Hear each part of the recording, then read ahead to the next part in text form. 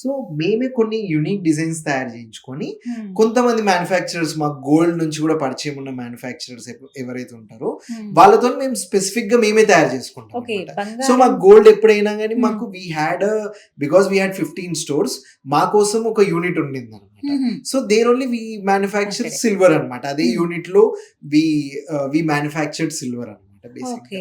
So అక్కడ మేమే తయారు చేయించుకొని ఆ యూనిక్ డిజైన్స్ ఏవైతే ఉంటాయో హ్మ్. మేమే తయారు చేయించుకొని స్టోన్ ఫిట్టింగ్ కానీ ప్లేటింగ్ కానీ మైక్రాన్ ప్లేటింగ్ కానీ హ్మ్. ఇవన్నీ మా స్టోర్స్ లోనే చేయించుకుంటాం. ఓకే. అంటే బంగారం జ్యువెలరీ ఎవరైతే తయారు చేస్తారో Yes, yes, వాళ్ళే ఈ వాళ్ళతోనే సిల్వర్ జ్యువెలరీ వాళ్ళతోనే కూడా తయారు చేయించుకోవాలి. చేస్తారు. డెఫినెట్ గా వాళ్ళతో. ఓకే. లేకపోతే ఆ ఫినిష్ రాదు, ఆ! అస్సలు ఎగ్జాక్ట్‌లీ. రాదు. అది మెయిన్. లేకపోతే ఇంపాసిబుల్, ఆ ఫినిష్ రావడం హ్మ్. ఇంపాసిబుల్ అనమాట. హ్మ్. అట్లా సో మెయిన్ వాళ్ళతోనే చేయిస్తారు. వాళ్ళతోనే ఫైన్. చేయిస్తాం. ఈచ్ అండ్ ఎవ్రీ డిజైన్ మీరు చూస్తారా? నేను చాలా వరకు నా దగ్గర డిజైనర్స్ ఎవరైతే ప్రిపేర్ చేస్తారో ఆ హ్మ్. కంప్లీట్ మ్యానుఫ్యాక్చరింగ్ ప్రాసెస్ లో ఇన్వాల్వ్ అవుతాను. ఓకే.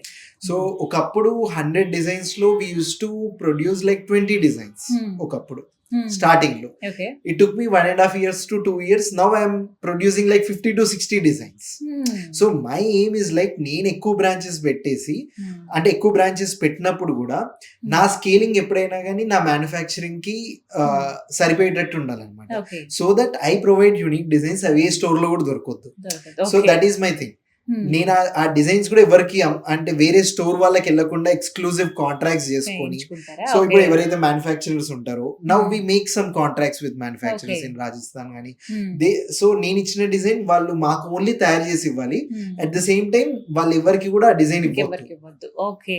సో హ్మ్. ఎందుకు అని అంటే ఆ ఎక్స్క్లూజివిటీ ఉండాలి.